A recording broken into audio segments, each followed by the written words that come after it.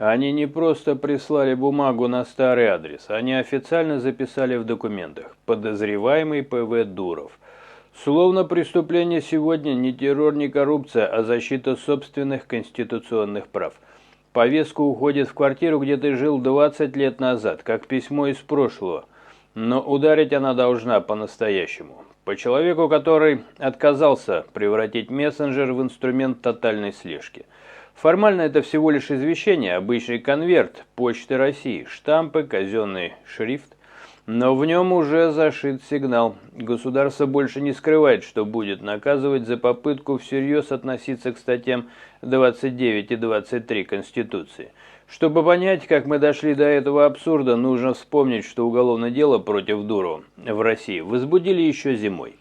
По статье о содействии террор-деятельности, самой удобной формулировки для тех, кто хочет приравнять анонимность к преступлению, а шифрование к угрозе режиму. В том же стиле раньше действовали и во Франции.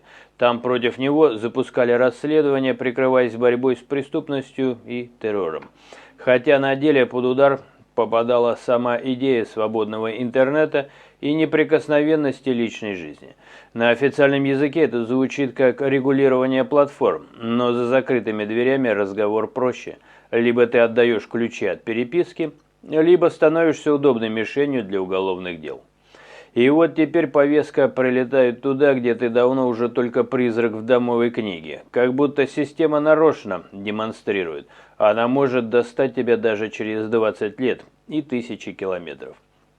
Но самое интересное здесь не сама бумага и не строка подозреваемой, а то, что произойдет после того, как в ведомствах поймут. Их попытка давления превратилась в публичный манифест о свободе слова и тайне переписки.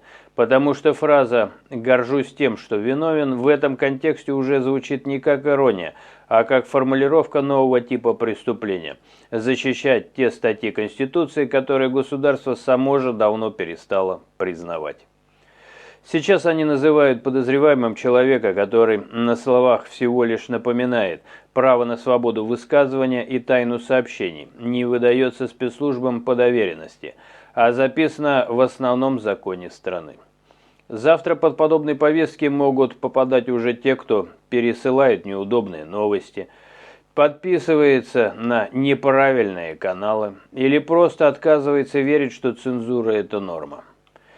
И когда власть так демонстративно боится собственного народа, она сама подсказывает людям главный вопрос. Если защита Конституции превращается в повод для уголовного дела, то кто здесь на самом деле нарушает закон?